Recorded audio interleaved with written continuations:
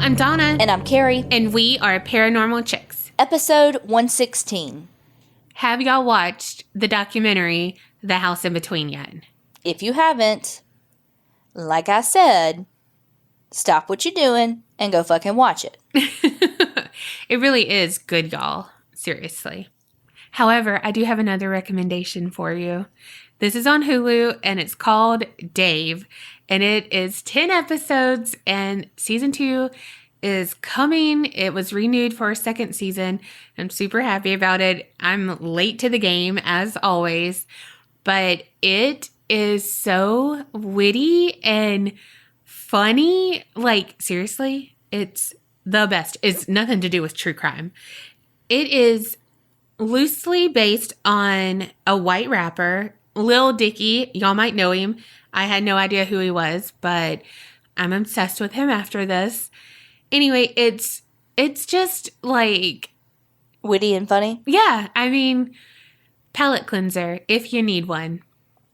Well, we finally finished Ozark, and I was looking up to see when the new season was going to come out, and apparently we may have to wait like 2 fucking years. Holy shit. I'm going to forget what happened. Well, they'll have a recap for you. It better be the recap of the century. Well, it'll be a recap of 2 years. Touche. You know what we're going to recap? The new Patreoners we got. Heck yeah. Thank you so much, Mia B. from California. Jamie V. from Ontario. Mary Ellen T. from Nebraska. Brenda P. from Michigan. Miranda O. from New York. And Jennifer H. from Florida. Thank y'all so much for joining Patreon. If you want an episode shout out and some of the, we think, amazing bonus content that they're getting over there, head on over patreon.com/theapcpodcast. Okay, so hopefully, last week was really good. I really loved both of our stories last week. I did too. Maybe, hopefully, an ending this episode? Mine will have one. Okay, good. Well, all right.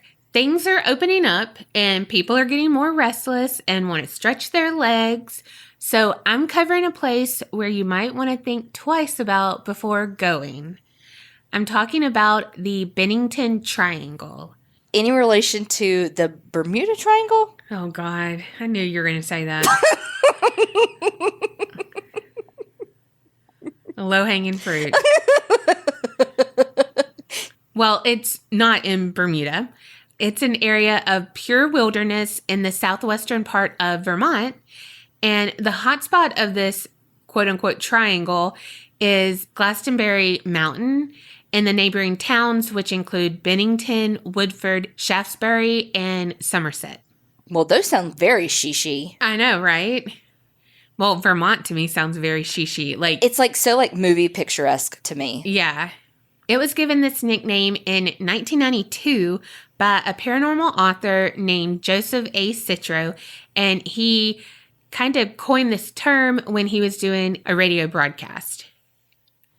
It seems like this land has always been considered cursed by the local Native Americans, so tribes never settled in these areas and would only step foot on the property when they were burying their dead.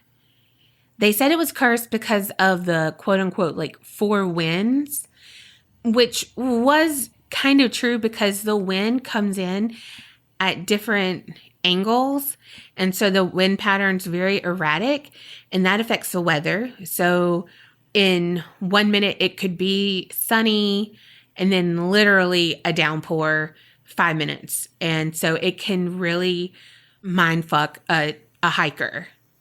It also affects vegetation because the battle of the wind gust made plants grow at odd angles instead of just straight up. So it would literally, you couldn't grow anything successful there. Also, there's this local lore of a stone in the mountains that if you stand on it, you might never be seen again. And that's because the stone would open up and basically swallow you within seconds of you stepping on the rock. What in the Venus flytrap is going on here? Right? However, there were people who settled on the land, and since the mountains and forest had plenty of trees, the settlers worked in lumber and charcoal industries. And they prospered. However, life in the town was hard because this town was where law didn't exist, and it was basically Vermont's last frontier. But it really didn't matter because the demise came soon after due to nothing being really left for wood. Only small saplings stood on the mountainside. You know, they had basically ransacked that whole place, you know, being industrial. But not to stay down too long, the townspeople had a plan, and they would change and make this a tourist destination and no longer have an industrial one. So in 1894, the railroad that they had built switched over to trolley cars. The boarding houses were turned into nicer hotels, and there was even a casino.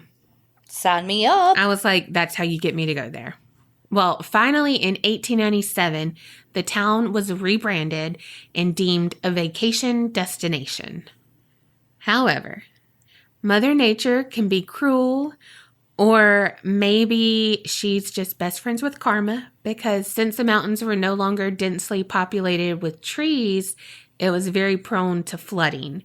And a year after it first opened as a destination, a flood washed out the tracks, and that was it for the town. There was no rebuilding it this time.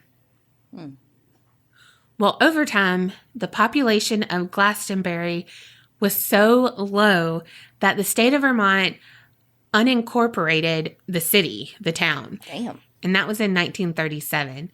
This was the first time the state ever did anything like that. And let me tell you the population. 3 people. I swear to God, I almost guessed 3. Oh my gosh. Like, if you would have said how many people, I'd have said, I was like, 1, nah, 3. Yeah, it was a husband, wife, and his mom, I think. They were all members of the same family, the Madison family. And they held every office they could. You know, I mean, it was just them. So it was seriously a ghost town. So the ghost town thing is obviously eerie if you think about it in the context of these houses up in the mountains, and then like what the hills have eyes is going on here that, you know, you just come upon it and it's like, what? You know. A casino, like all of it, like hotels, everything. Yeah. Even more eerie and weird is something called the Bennington Monster. Think cousin of Bigfoot, because the monster was described as over 6 feet tall and fully covered with hair, like from its head to its toes. The first sighting was reported in the early 19th century. Picture a stagecoach full of passengers, but they had to come to an abrupt stop when they came up on a washed out road. Because again, prone to flooding. So the driver was looking around trying to assess the situation, and that's when he spotted an extra large footprint in the mud. But it didn't look quite human. The horses were acting skittish, and even though it was bad weather, they were more skittish than they normally were when it was bad weather. He didn't even have time to comprehend what was going on because the monster attacked the stagecoach, and within a few blows, it was knocked over onto its side. The passengers heard a loud roar and only saw a pair of eyes staring back at them from the dark. And then the creature fled into the dark. And luckily, no one was harmed besides, you know, the stagecoach. Yeah. There was a recent sighting in September of 2003. A man named Ray Dufresne was driving by Glastonbury Mountain, and he saw something very large and black by the road. He said it was, again, well over 6 feet tall and, quote, hairy from the top of his head to the bottom of his feet. I mean, maybe he had COVID hair and lack of waxing. I mean, no true. judgment. True. We've all been there. There's another sighting around that same time, and it was a man named Doug Dorst, and he was driving near Bennington College, and he thought he saw a man in a snowsuit, but the closer he drove, he realized that it was a creature and not really human. And that's really it. There's some others, but I mean, you know, be careful in the woods. There might be a Bigfoot cousin. There you go. Yeah. But here's what truly makes the Bennington Triangle a mystery. There have been so many missing persons cases related to this area, like around 30 to 40 people, but we're focusing on 5 unsolved cases that occurred between 1945 and 1950. The first is Mitty Rivers, and he was 74 years old, a native to the area, and he spent his time working as a hunting and fishing guide. On November 12th, 1945, he was guiding a group of 4 hunters up to the mountains for a hunting trip. Everything was going fine, but later on the way back to camp, Mitty got ahead of the group a little bit and suddenly vanished. The group thought, well, he might have just been hurrying to make a fire for us back at camp. Who knows? However, when they got back to camp, he was nowhere to be found.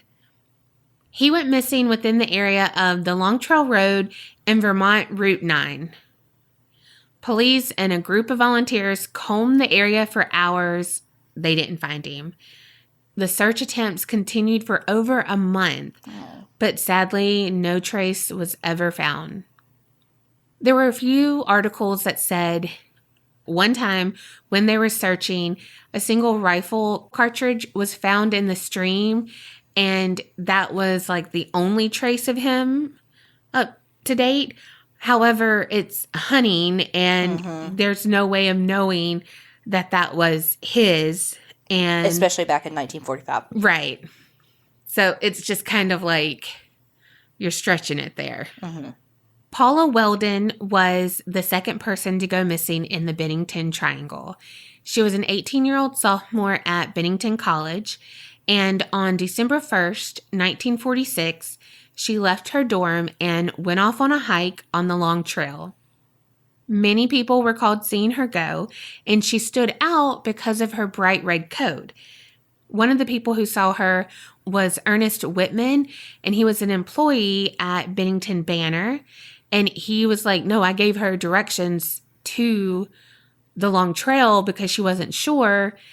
And then also right when she got to the trail, there was a group of people that were like, girl, you're not dressed for this. Because it was just like a light coat, and it was December, and the higher up you go, and it's the Long Trail, it's going to get cold. She didn't have like water. She didn't have supplies. Yeah. So people were like, what you doing? Yeah, what are you doing? Like, honey, you need to go get your stuff. But again, it's like, okay, whatever. Maybe she's meeting someone, who has all the stuff. Yep. Who knows? Well, the last people who allegedly saw her were an elderly couple who were about 100 yards behind her. They saw her round a corner on the trail, and before they made that same turn, she disappeared. When they made it, it was a clear shot, and they could not see her. But there's really no other way she could have went. Yeah. But again, they're like, that's fucking odd. However, maybe she had to use the bathroom. Like, who knows? She might be squatted down over there. I don't know. Like, again, people mind their own business. And it's like, that's weird. And you don't think about it till, hey, this person's missing. And it's like, on the news. Yeah. And you're like, wait, I did see a red jacket.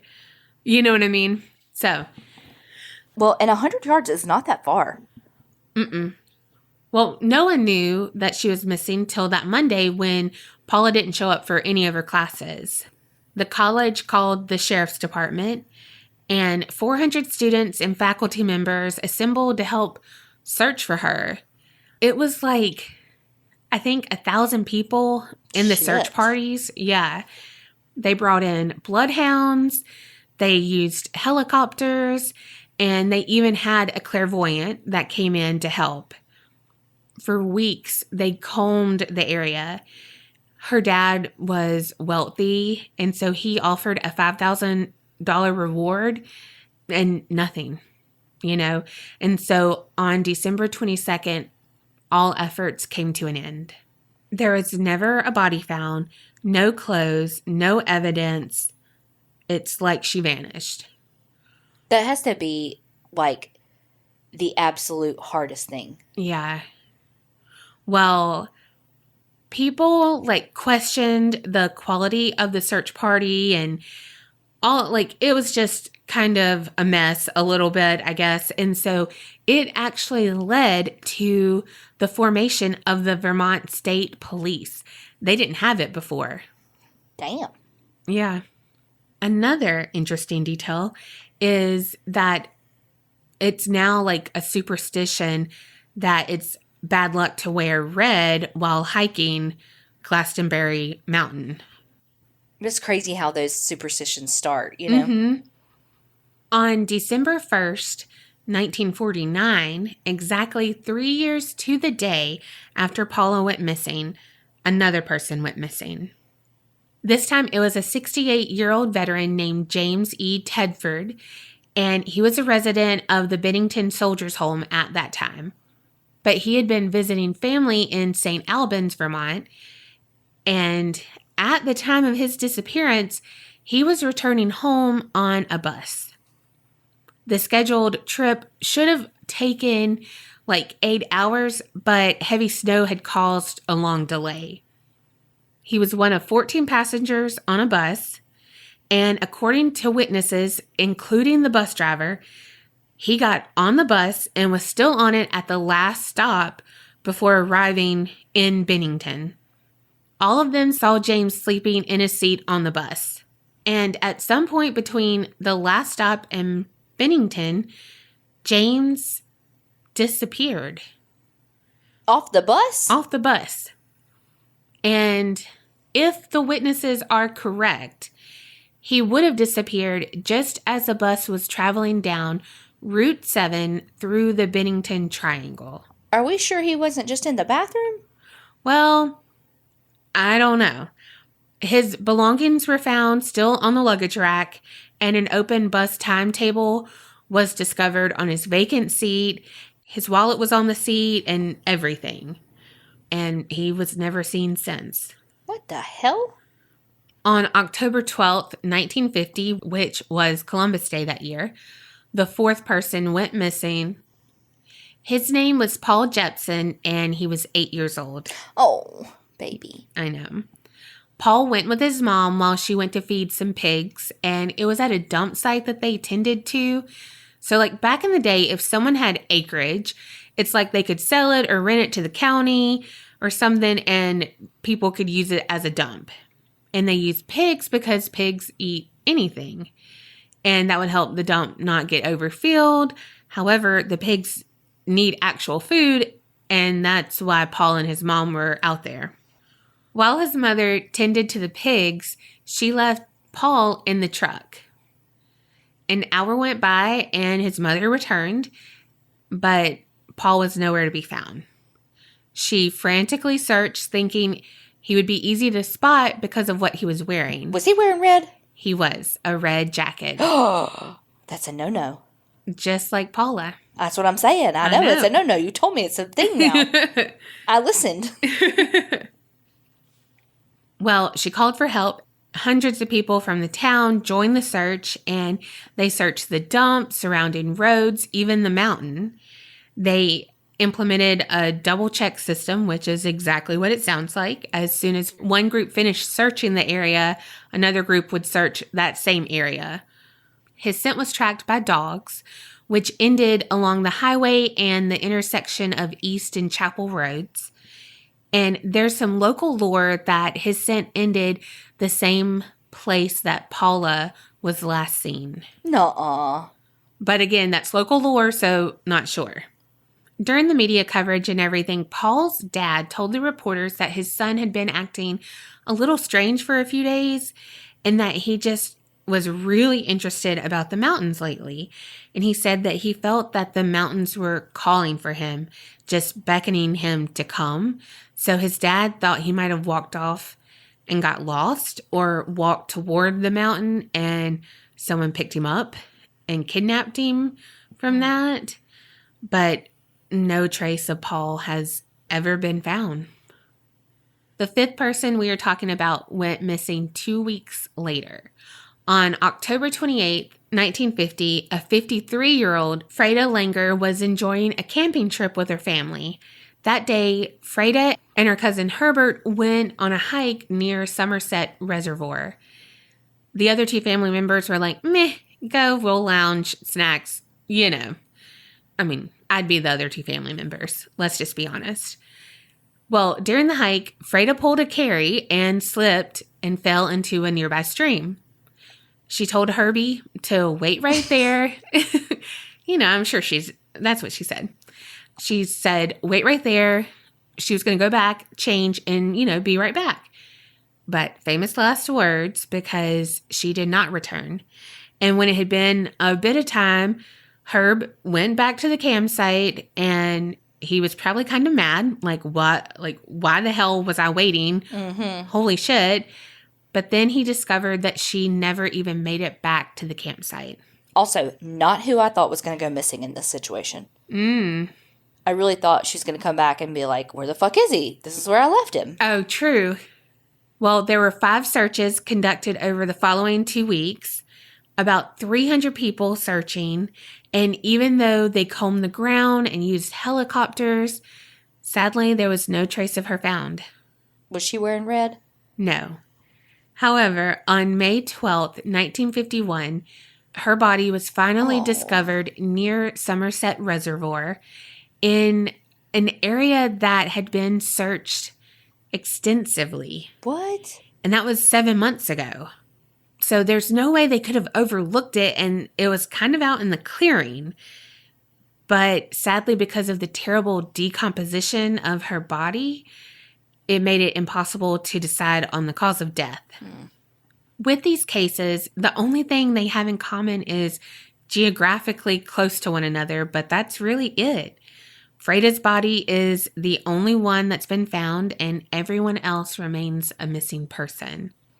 Some people say that the Bennington Triangle has cross-dimensional wormholes or something, which would explain the vanishing into thin air, basically right in front of you.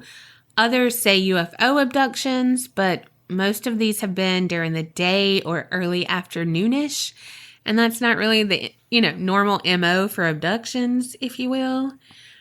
And no one saw anything flying. Right, but there have been sights of strange lights and, stuff like that, so aliens are not out of the question. It's just not an explanation for everyone who's gone missing, I don't think. But if you think back, there's that Bennington monster, and some point to the creature lore and say he still may roam the woods. Who knows? But don't you feel like if that really was it, it's not, but if it was, that they would have done something, made some noise being dragged away, You would think. But if he's over 6 feet tall and is really like Bigfoot, I feel like he could just snap their neck. But there's also talks that it could be a serial killer. However, they normally have, patterns, certain victimology. But we know that there's some serial killers who do it as a crime of opportunity, like Israel Keys. Mm-hmm. So it's not necessarily out of the question, or they might have all been different and not related at all. Maybe Mitty was killed during a hunting accident and they got rid of the body. Maybe James was tired of his life at the retirement home and just didn't come back. Yeah, didn't come back, decided he would just take his chances to do something else. He's old and whatever. Or he could be, like you said, he was using the bathroom and got to talking to someone, did something because it was delayed and they had weird delays. So he might have saw someone and then oh shit, and missed his bus. But if that was the case and he was planning on getting back, he would have gotten back at some point, And maybe Freda was killed by her family or her cousin. He might have did it and waited, and then did she not come back? Yeah. She told me she was coming back, She fell in the water. Yeah. So she could have accidentally fell. Bonked her head. And he was like, I don't want to get blamed. I can't save her. And yeah, she did. And whoop, and I don't know. However, if that was the case, why did her body appear in that same location 7 months later? Maybe they dropped it. What? Like, maybe they put it there later. Like, they were like, okay, enough time has passed. Let's put her back out there. But how would they have hid the body quickly enough, like, for the search? Because you don't know how long it really was. True. I mean, only they in the woods know. True. And, like, with the kid, what 8-year-old sits in a car for an hour without, like, getting up and wandering away? Like, that's a long time for his mom to leave him in the car. Right. Even nowadays with their tablets and switches and all the things, they still would be like, oh, what's going on over here? Yeah. You know what I mean? Well, that's another theory for that, is that he got curious and fell into the dump and the pigs ate him. Not alive. Or what if his parents killed him and fed him to the pigs because they knew Pigs would eat anything. Mm-hmm. Because then when his dad said that thing later in the interviews about the mountains calling him, well, then people did say, well, what if the parents killed him? And they, like, lawyered up and, I mean, like, as you should if you feel, whatever. But who knows? I hate to be like, oh, it was the parent. Just because. Oh, true. If it wasn't, then, they just always have this stigma. But, I mean. These are just theories. My money's on a serial killer. Well, for Paula, she was probably the biggest news story because of who her dad was and just, money talks. Mm-hmm. And there was a theory that she either moved to Canada to be with a boyfriend or became a recluse living in the mountains. Just all kind of randomness, but, like, no one of her friends even said she had a boyfriend. Yeah, all very unlikely stories. Yeah, and then also, why did she not pack other shit then if she wasn't going? And why was she, like, halfway down a trail and she's like, whoop, let me go this way? Right. With her, she could have made it out. Like, she could have been like, I'm going to turn back and go this way. The older people, might have just not looked right. Who knows? She might have went a different way, made it back to the highway, and she hitchhiked there. So it could be that she hitchhiked with the wrong person. Could be. We don't know because no one saw her leave, but it also was later in the day. It's also very weird that it all happened, like, within a 5-year span. Mm-hmm. Like, nothing before, nothing after. So it's like, was there a serial killer in the area active during those years and then moved on or died or got arrested or, what have you? Right. Well, I mean, there were other things.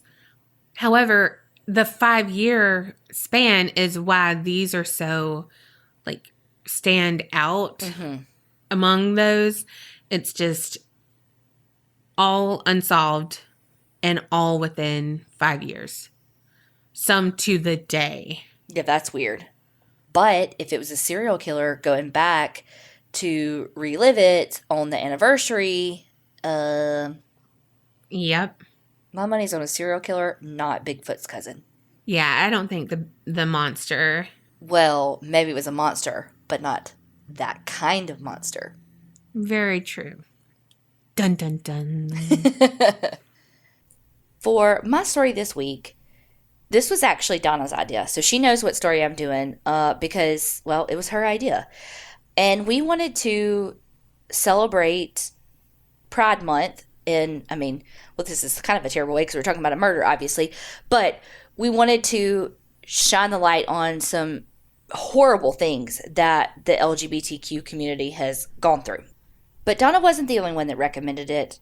One of the amazing members of the Creepy Naughty, Taylor, recommended it as well. Okay, so we are going to do the horrific murder of Brandon Teena. A couple of things before we get started.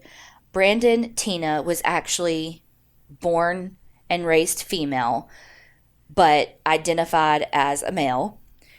He was born Teena Renee Brandon.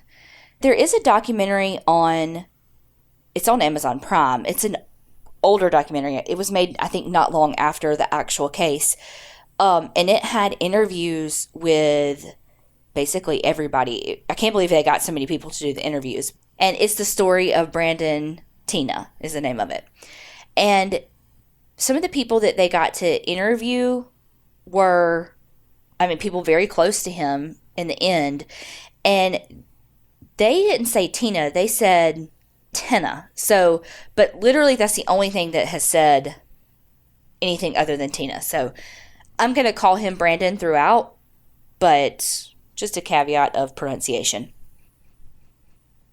Growing up, Brandon had a very difficult life. His mom, Joanne, had Brandon's sister, Tammy. Sorry, I know this is a lot of names. Like off the bat, it's like, bam, 3 names.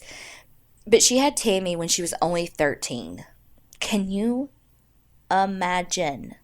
No, I'm pretty sure me and Tiff were still playing with Barbie dolls. Uh-huh. Y'all were making them have sex, but... Well, they laid on the bed, naked. And then she had Brandon when she was just 16. But before Brandon was born, his dad was killed in a car accident. Oh, gosh. And then right after Brandon was born, his mom got a staph infection and was on all these antibiotics. So she couldn't even hug him. Like, she couldn't hold him. And one of the podcasts I listened to about this brought up a good point. They were like, I wonder how that affected their bond, her not being able to hold Brandon for his first 5 days of life. Yeah, yeah. And she's 16. Her boyfriend / baby daddy died in a car accident. It's just like, it's so much for this young family. Yeah, life-changing. Literally, health scares, death, birth. Did they move somewhere too? Because that's the only other life, altering thing that they didn't experience in that snippet of time. Brandon was a very sickly kid. He had pneumonia as a baby. In elementary school, he had mono. I think it was in 2nd grade. These big illnesses for a kid. Brandon's mom, Joanne, did the best that she could. She had retail jobs where she tried to make as much money as she could. They're from a very rural area in Nebraska. Joanne ended up getting married 2 different times when Brandon was young. They were both really toxic, involved a lot of alcohol, a lot of just toxic. And so they both ended in divorce, and they moved in with Brandon's grandmother. Well, once they moved in, he started going to Catholic school. He and his sister, Tammy, started going to Catholic school, which he did pretty well in. He was always seen as a tomboy because he was born in 1972. So him growing up, there just wasn't a lot of, hell, there still isn't, but there damn sure wasn't back in the 70s and 80s, understanding of people who are trans. So he was just seen as a tomboy. He had a few boyfriends, and you kind of see throughout Brandon's life where he really had a lot of internal turmoil and just struggle with trying to put himself into a label of, well, this isn't a gay relationship, or this is, or, oh, well, I like boys, or, well, I like girls, but I'm not gay, and he just had so much tied to the sexuality that I think, I don't know, I just feel like if he had a good mentor that hopefully he could, if he was born now, he wouldn't have had such an internal struggle. It just breaks my heart, that internal struggle. Yeah. No, I know exactly what you mean. Because someone's gender identity is not tied to their sexual orientation. It is completely separate. Right. I think that's just why he had such a hard time. And what do I know? I never met him. I don't know what was in his brain. But that's just how I kind of imagine, he's dealing with growing up, going to Catholic school. His mom really pushed religion and all this on him. And, he was just confused. He was born female, identified as a male, wanted to live his life as a male, was attracted to girls, but was kind of attracted to boys too, but didn't really understand what that meant. Well, Brandon's best friend in school, her name was Sarah. They had so much in common, but one of the things that they bonded over the most was that Sarah's mom was very religious. And to the point of they have an altar in the house, and if she does even the smallest thing, she gets beaten, and just a really bad home life. And so that let Brandon kind of open up to her a little bit to be like, wait, no, mine's not that good too. And then they bonded that they both had actually been sexually assaulted by family members. Oh my gosh. A couple of things I read about Brandon said that he was sexually assaulted for years by an uncle, but a lot of stuff just said a male family member. So I'm thinking uncle, but who knows? Because later in life, when this does come out and it's found out that this male relative was not only sexually assaulting Brandon, they were sexually assaulting his sister Tammy too. None of them wanted to press charges or anything like that. So it never came to light who it was because they just wanted to kind of keep it under wraps. Brandon started being pretty rebellious in high school, which, duh. With all the stuff that was going on at home, his inner turmoil, plus being sexually assaulted, can you imagine? Of course, something's got to give. Well, and then his mom got a new boyfriend, and same as before, there was a lot of alcohol involved, a lot of toxic situations with the mother and the boyfriend, plus his sister Tammy, who was, I think, about 16 at this time, maybe a little older, but she had a boyfriend that she moved out with. Tammy became pregnant, and she put the baby up for adoption. And Brandon had a hard time with that too, because he wanted to be a part of his niece's life. But again, he knew that, well, this is what's best, because, his sister was not in a place to care for an infant. So no shade to Tammy for the decision that she made. I just mean that as this is how it has been said that it made Brandon feel. Well, Brandon is this is ridiculous. Mom and Tammy both have these toxic relationships with men. I'm out. I can't live here anymore. We had this friend, Tracy. And so he moved in with Tracy and her mother. But this situation was no better than what he was experiencing at home. In fact, I would even go as far to say as it was worse. Well, Tracy, the new friend he moved in with, and his old best friend, Sarah, were very jealous of one another. They fought all the time. And Tracy very much was the alpha, her way or the highway, especially when it came to Brandon. Tracy would even physically abuse Brandon. It just, as most domestic partnership or even platonic, abuse of that nature starts, it was light hitting, that kind of thing. And then she eventually started punching Brandon. But Brandon was in love, and he wasn't going anywhere. And really, where was he going to go? He had no one, But eventually, he was skipping school and just not in a good place. And so he finally ended everything with Tracy and was like, I'm going to move in with Tammy.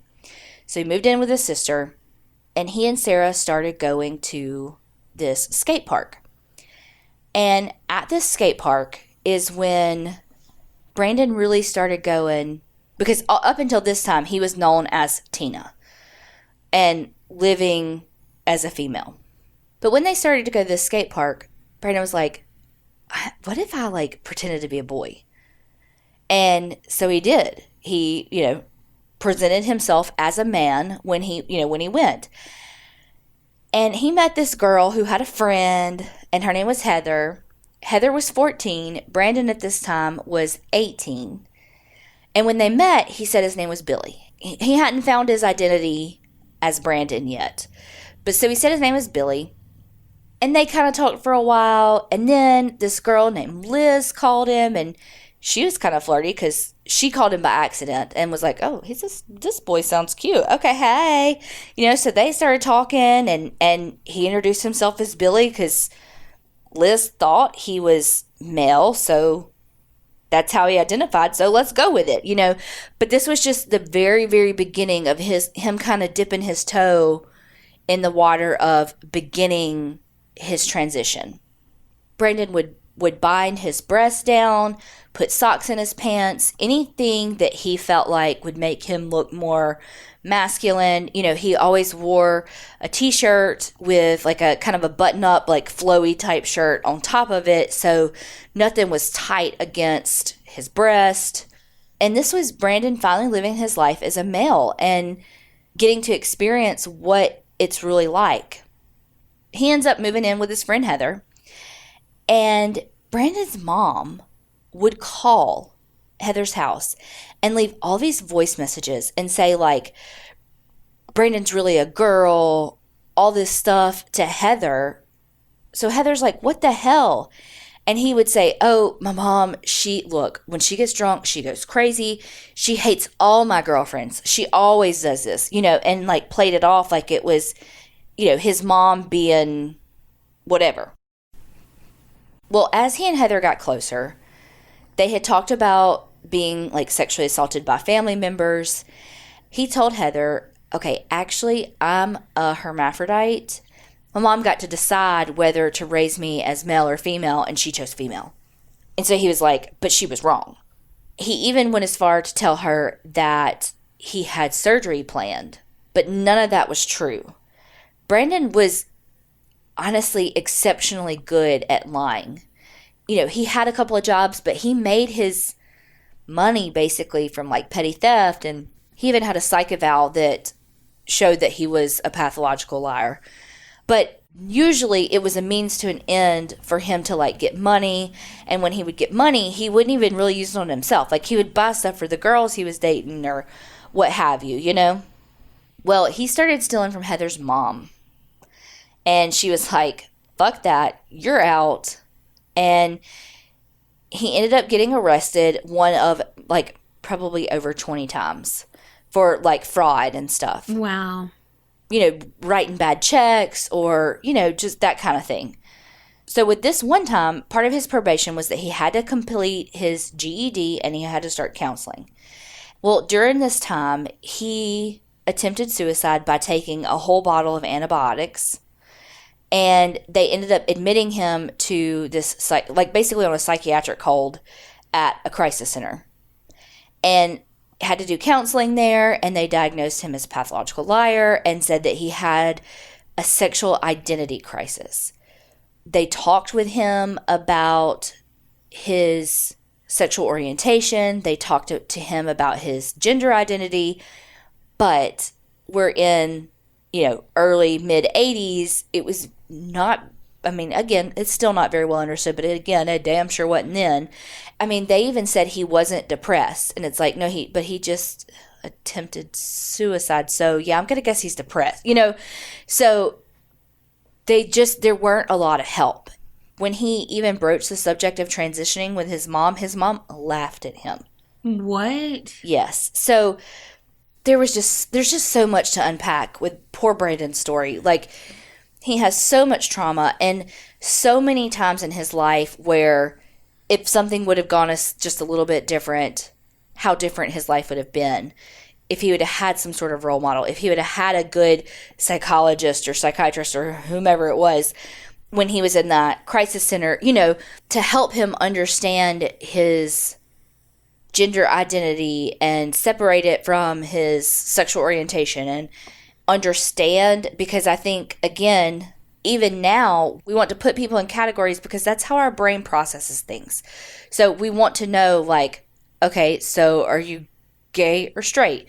Are you, male, female, all this? I think it's just how people try to understand their world. And so I think that had Brandon had good counseling, he wouldn't necessarily maybe feel the need to identify, well, am I straight? Am I a lesbian? Am I, what am I?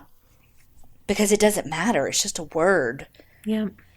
And that's coming from my cisgendered brain that doesn't understand any of it, because I just am doing the best I can. So also, little caveat, if I say anything that in this episode that like the terminology it has been updated or something like that, please let me know, because we're always open to learn the correct terminology for things.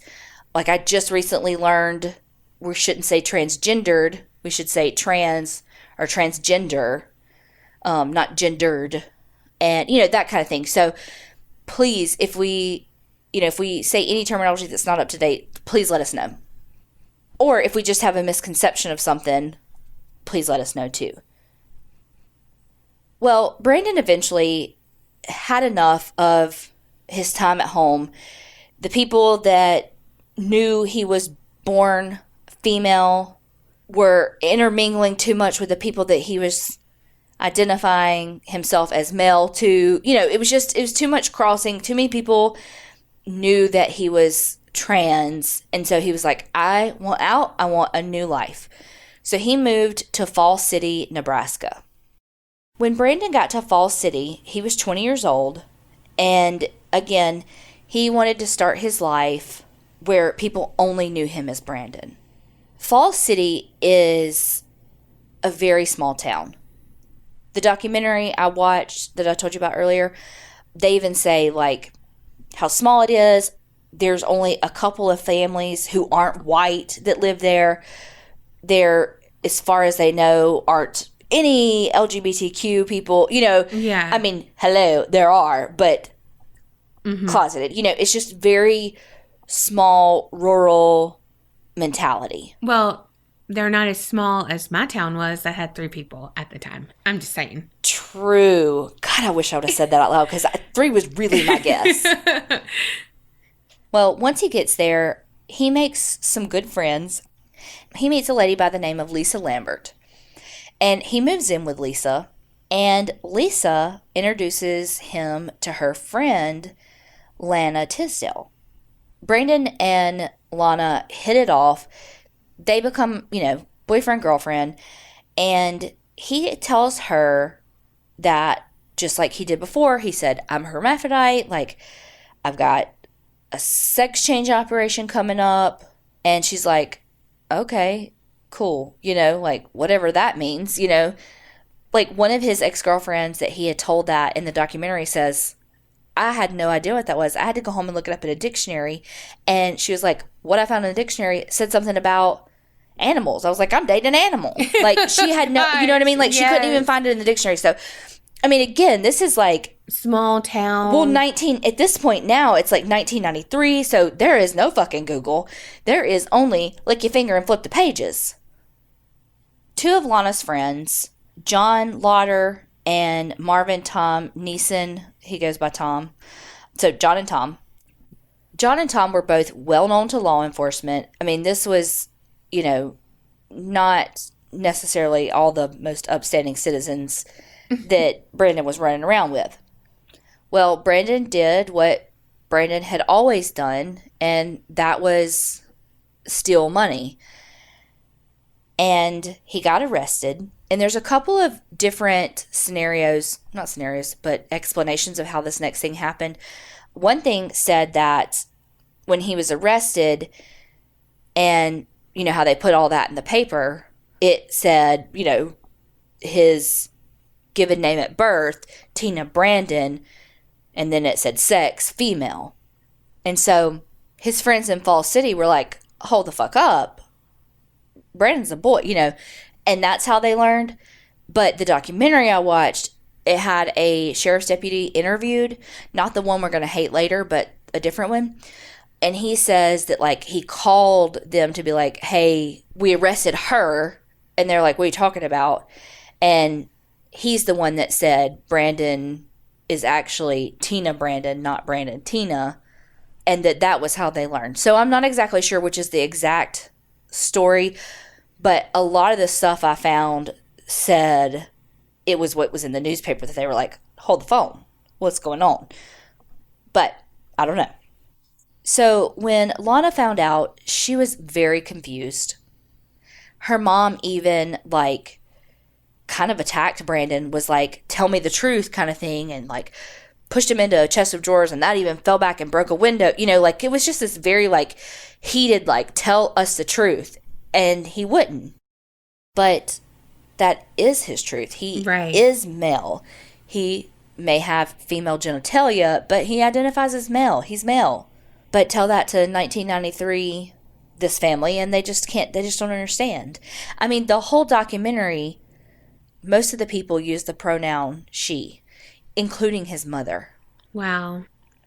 I think in the movie, okay, so if you haven't ever heard the story, there's a movie that came out in 1999 called Boys Don't Cry.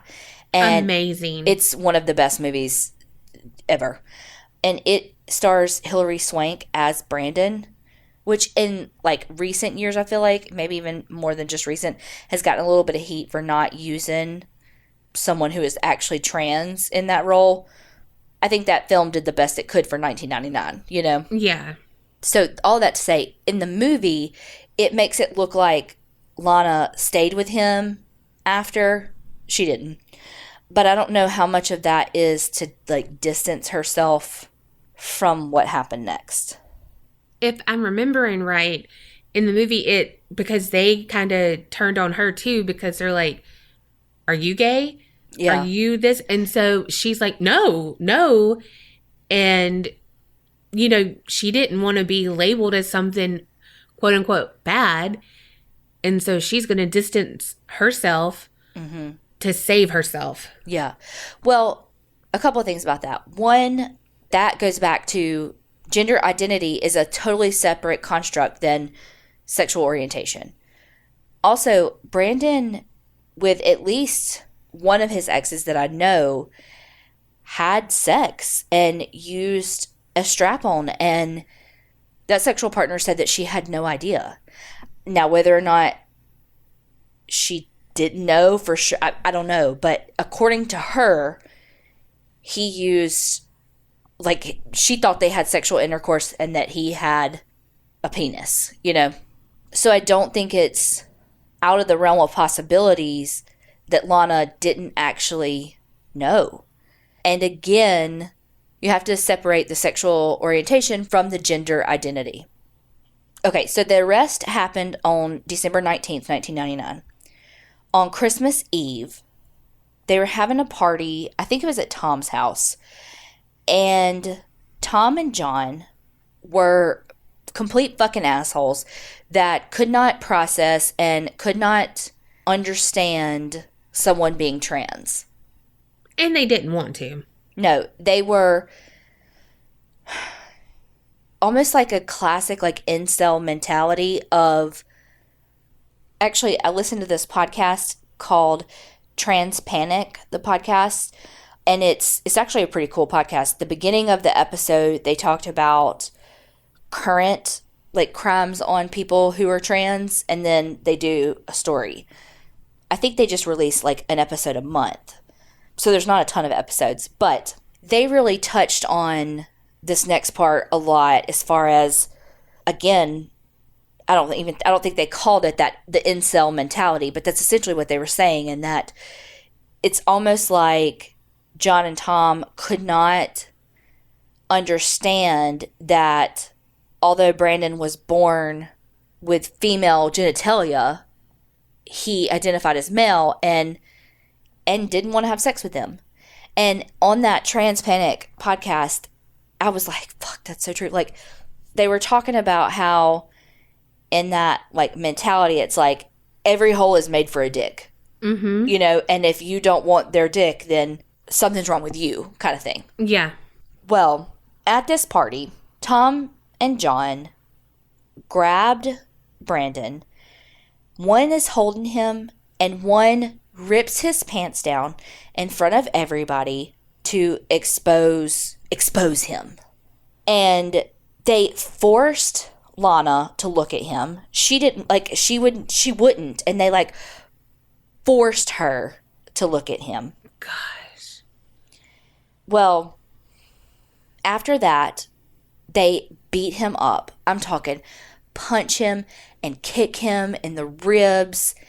And y'all, Brandon was like 5'3", 120 pounds maybe. And they beat the shit out of him. And then they took him to their car and raped him. In the documentary that I've referred to a couple of times, the Brandon Teena story, like I said earlier, they interview Tom and John. And, I mean, I wanted to punch both of them in their smug fucking faces, but Tom wouldn't answer many questions in the interview. But John, very much so, like, downplayed his part in the rape. Like, he said that he couldn't get it up because he had been drinking, and he was thinking about his then fiance, that he felt like basically he'd be cheating, raping someone. That he actually did ejaculate in the condom because it was like, he said it was because of all the up and down and like in and out, and because he like had an erection and lost it and blah, blah. And I'm like, no, you raped him. Yeah. That's why you came. Yeah. That's sex. Yes. In and out, up and down. That's fucking sex. Yeah. You fucking raped him. Brutally raped him. That's why you ejaculated in the fucking condom, you fucker. Yes. So, they fucking took turns raping Brandon because they're pieces of shit. Beat him up some more. And then took him into the bathroom to force him to take a shower. And they said, if you tell anyone, we will kill you. Well, Brandon got out through a window and didn't take a shower. Because at this point in time, Lana had left. She left after they exposed him and was like, are you okay? And he was like, yeah. She's like, I'm leaving, I'll be back to get you, kind of thing. So she was gone home. And from what I gather from the documentary, I didn't see this anywhere else, but Brandon went there and they were like, no, you have to go to the police. Like, I don't care what we have found out about you. Like, no one deserves to be raped. And so he went to the police. When Brandon got to the police station, they did a rape kit on him. And he had one of the most horrific, victim-blaming, sexualizing a victim interview one of them, the worst that you'll ever see in your life or hear in your life. That documentary actually has audio excerpts of this interview. It has a little bit more than what I'm going to read you now, but I am going to read you some of it. So this is the sheriff trying to get an understanding of what happened before and during the rape. He said, after he pulled your pants down and seen you as a girl, what did he do? Did he fondle you any? Brandon says, no. Sheriff, he didn't fondle you any, huh? Didn't that kind of amaze you? Doesn't that kind of get your attention somehow, that he wouldn't have put his hands in your pants and played with you a little bit? No. Brandon didn't say anything. What the fuck? Sheriff, you were half-ass drunk. I can't believe that if he pulled your pants down and you were female, that he didn't stick his hand in you or his fingers in you. Brandon, well, he didn't. Sheriff, I can't believe he didn't. You're missing the point. So now this is about the rape. And it's talking about, because remember how I said they took Brandon to the car and they raped him in the back of the car. Sheriff, did he have a hard-on when he got back there or what? Brandon, I don't know. I didn't look. Sheriff, you didn't look. Did he take a little time working it up or what? Did you work it up for him? Brandon, no, I didn't. Sheriff, you didn't work it up for him? Brandon, no. I was fucking raped, you moron. Sheriff, then you think he had it worked up on his own or what? Brandon, I guess so. I don't know. Sheriff, you don't know. When he got in the back seat, you were already spread out back there ready for him, waiting for him? Brandon, no, I was sitting up when he got back there. Sheriff, and you never had sex before? Brandon, no. Sheriff, how old are you? Brandon, 21. Sheriff, and if you're 21, I'm pretty sure he knows he's fucking 21. Oh my God. You think you'd have trouble getting it in? Brandon says nothing. Why do you run around with girls instead of guys, being you're a girl yourself? Oh my gosh. Brandon, why do I what? Sheriff, Why do you run around with girls instead of guys, being you're a girl yourself? Brandon, I haven't the slightest idea. Sheriff, you haven't the slightest idea? You go around kissing other girls? The girls that don't know about you thinks you're a guy? Do you kiss them? Brandon says, I have a sexual identity crisis. Sheriff, a what? Brandon, a sexual identity crisis. Sheriff, do you want to explain that? Brandon, I don't know if I can even talk about it.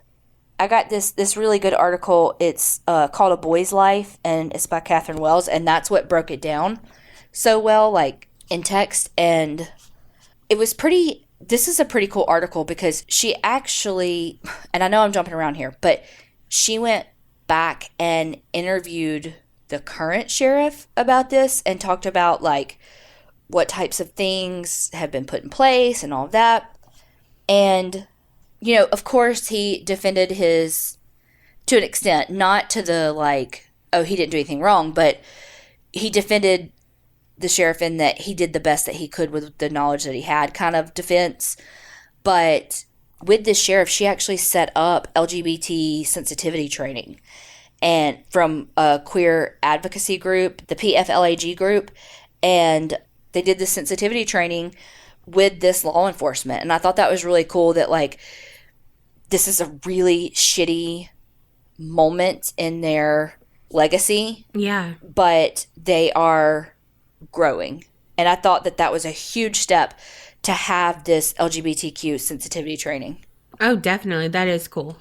So after Brandon goes through this horrible interview process. Where he's basically assaulted again. Yes. Verbally. Yes. And again, victim blamed. Oh, he runs around with girls, so you kiss girls. You know what I mean? Like, yes. Victim blaming, sexualizing the victim. What do you mean they didn't put their hands down? You know what I mean? Like, I find that hard to believe that ew. Yes. Ew. And then fucking Brandon leaves and they don't fucking press charges. And guess what? They, quote, lost the rape kit. Of course. So guess what happens? John and Tom found out that Brandon filed the report. So what do? They fucking go on the hunt for Brandon. Right. 3 days after Brandon made the report is when the police pulled John and Tom in for questioning and didn't arrest them because there was, quote, no fucking evidence. Okay.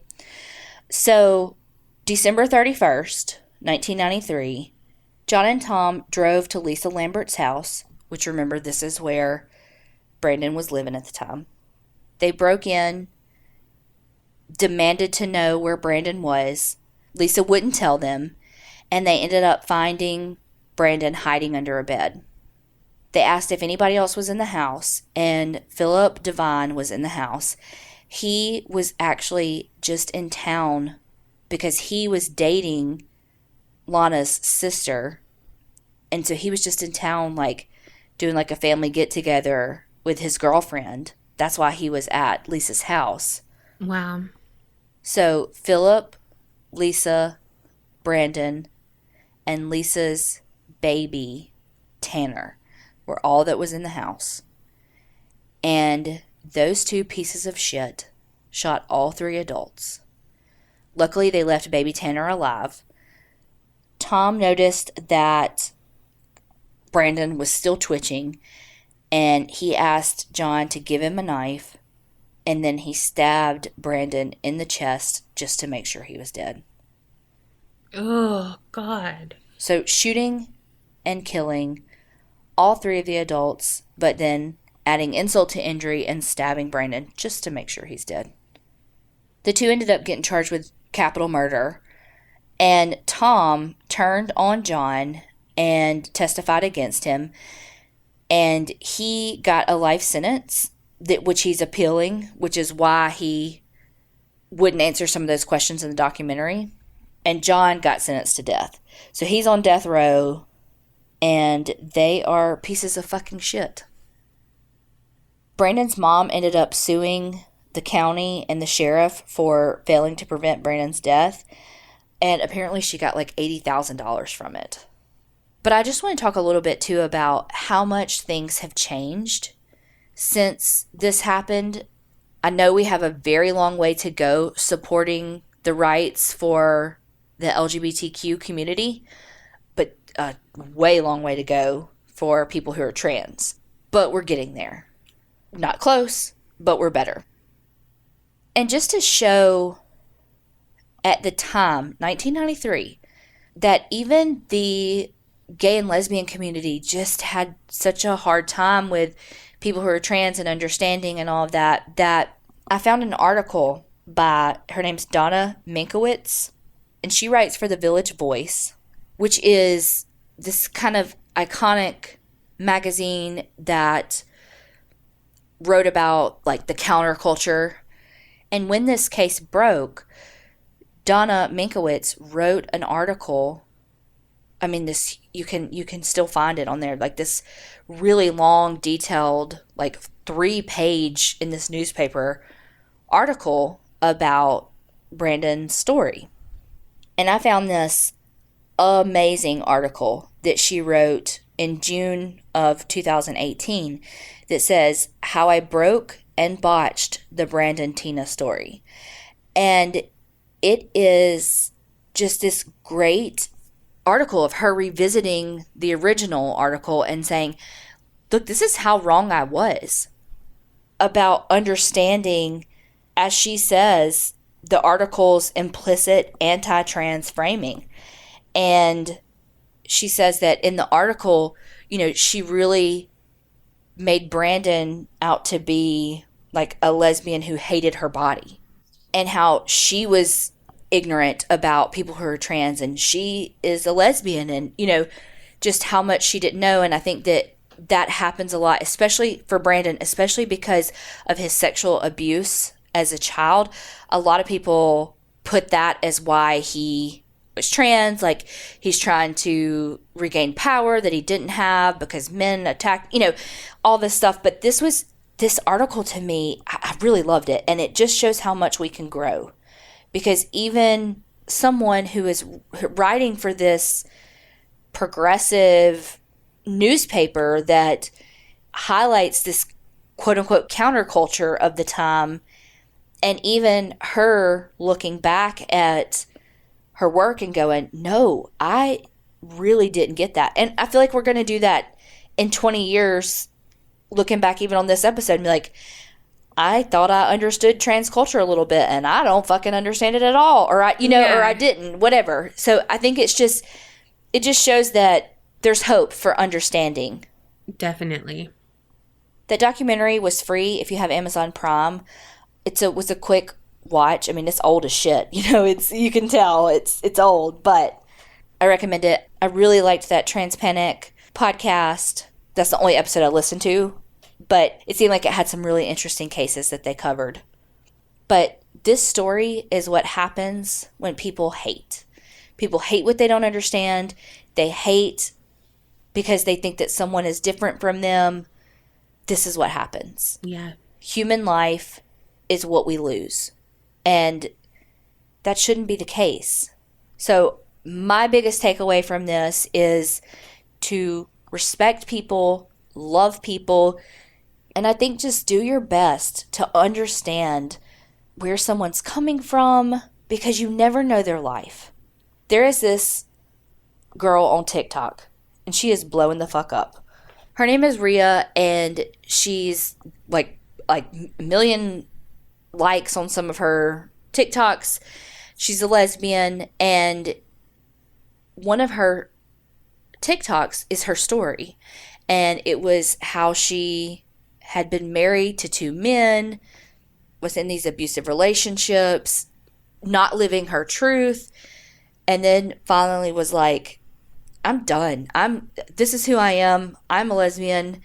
And she went from suicidal ideations to living her best life, has a beautiful child, and is, like the hottest human being on TikTok right now. Very sexy, and also blowing up with all the followers, So it just, to me, that just shows you, like, you never know somebody's story. You can make assumptions when you see things and all of that, but you never know the trauma that someone has lived through. So just take a second. Everyone has a story. Everyone wants to share their story. Just listen. Don't hate. Don't make assumptions. Just listen. And I think that goes for Pride Month. It goes for everything that's happening right now with the hate and just upheaval that we're having in our lives right now. Just listen. And remember, Keep it real and don't get scared.